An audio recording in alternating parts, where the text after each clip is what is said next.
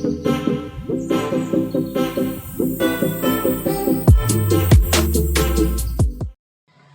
Morning વિદ્યાર્થી મિત્રો, આજે આપણે બીકોમ સેમેસ્ટર 1માં નાણાકીય હિસાબી પદ્ધતિ 2માં પહેલું યુનિટ આડત માલના હિસાબો વિશે અભ્યાસ કરીશું.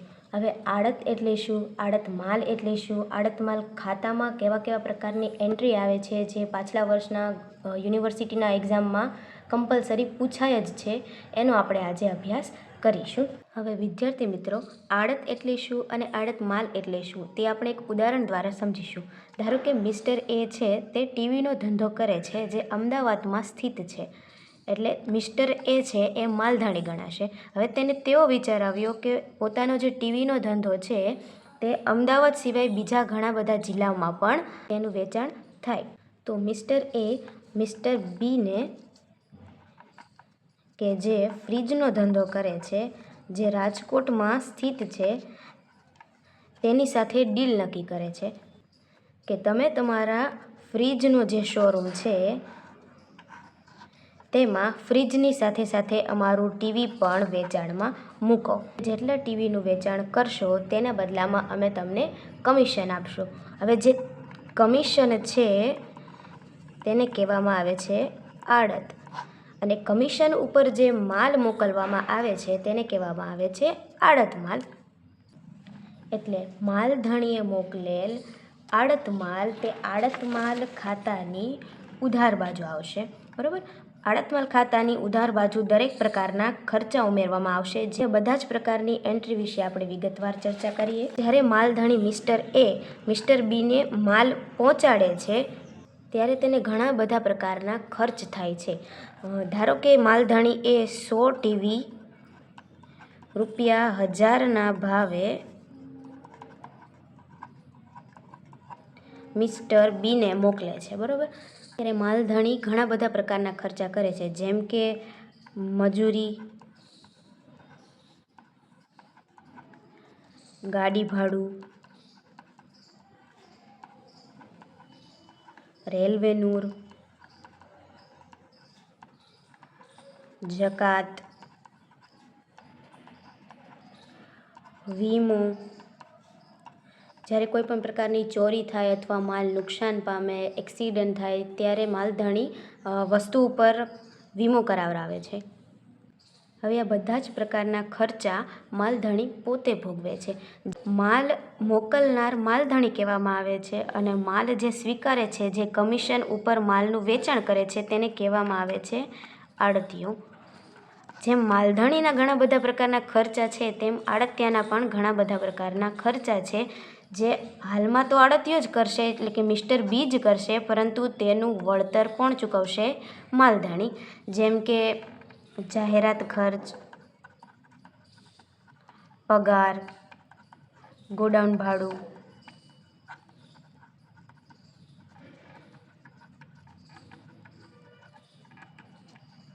વીજળી બિલ,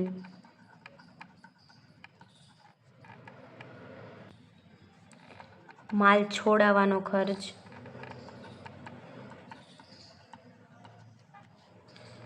મજૂરીનો, ગાડી ભાડું.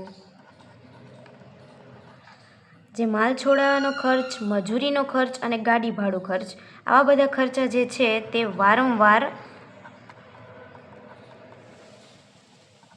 થતા ખર્ચા છે, જેને બિન આવર્તક ખર્ચ કહેવામાં આવે છે.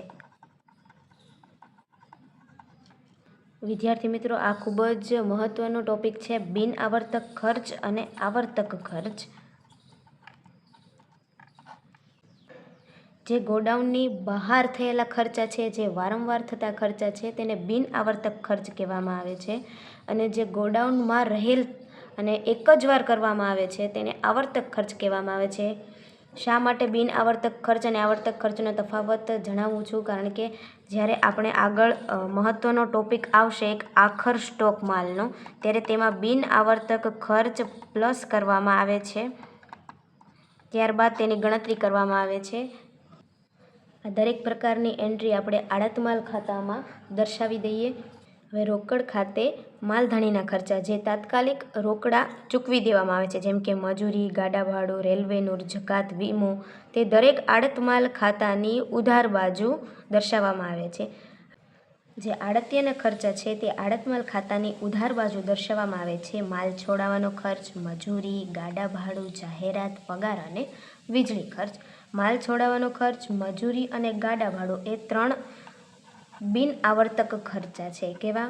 બિન આવર્તક. અને જે જાહેરાત, પગાર અને વીજળી ખર્ચ છે તે આવર્તક ખર્ચ છે, જે વારંવાર થતા ખર્ચમાં ગણવામાં આવે છે. આડત પર મોકલેલ માલ કેટલો હતો? આપણે માલધાણીએ 100 ટીવી 1000ના ભાવે મોકલી હતી, જે પણ આપણે અહીંયા દર્શાવી દઈશું.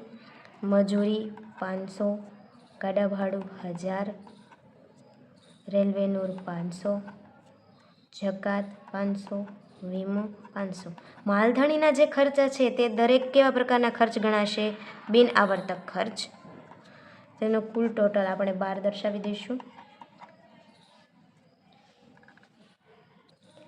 હવે જમા બાજુ જે આડતિયા ખાતે વેચાણ છે તેની આપણે ચર્ચા કરીશું. હવે મિસ્ટર બીએ 100માંથી 80 ટીવીનું વેચાણ ₹1500ના ભાવે કર્યું, તો તેની એન્ટ્રી આપણે જમા બાજુ કરી દઈએ. 80 ટીવી ₹1500ના ભાવે 1,20,000. હવે આવ્યો મહત્વનો ટોપિક, આખર માલ સ્ટોક. તેની આપણે વિગતવાર ચર્ચા કરીએ. આખર માલ સ્ટોક આપણે 2 રીતે ગણી શકીએ છીએ. પહેલાં તો વધેલ માલની પડતર કિંમત. વધેલ માલ એટલે 100માંથી 80 ટીવીનું વેચાણ થયું એટલે વધેલ માલ કેટલો રહ્યો? 20 ટીવી આપણી પાસે વધ્યા ₹1000ના ભાવે. 20,000. તેમાં પ્લસ થશે માલધાણીના પ્રમાણસરના ખર્ચ, એટલે કે બિન આવર્તક ખર્ચ. તો 100 ટીવી હતી આપણી પાસે. 100 ટીવીમાં માલધાણીએ કુલ કેટલો ખર્ચ કર્યો હતો? તો કે મજૂરી, ગાડી ભાડું, રેલવેનું જકાત, વીમો એમ કરીને કેટલા? 3000નો ખર્ચ કર્યો હતો. હવે વધેલ ટીવી કેટલી છે આપણી પાસે? 20. તો 20 ટીવીએ કેટલા?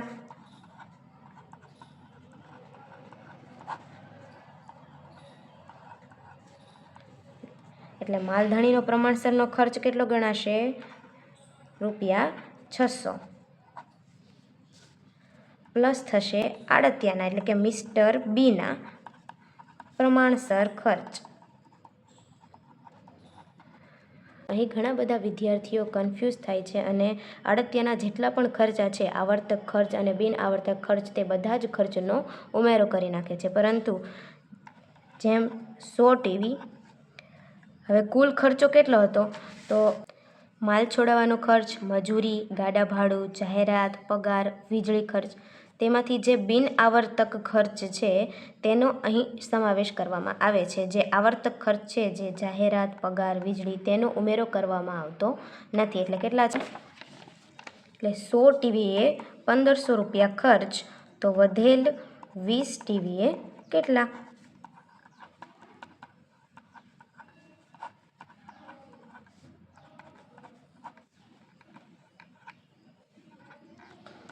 હવે વધેલ માલની પડતર કિંમત 20,000, 600 અને 300, કુલ ટોટલ થશે 20,900.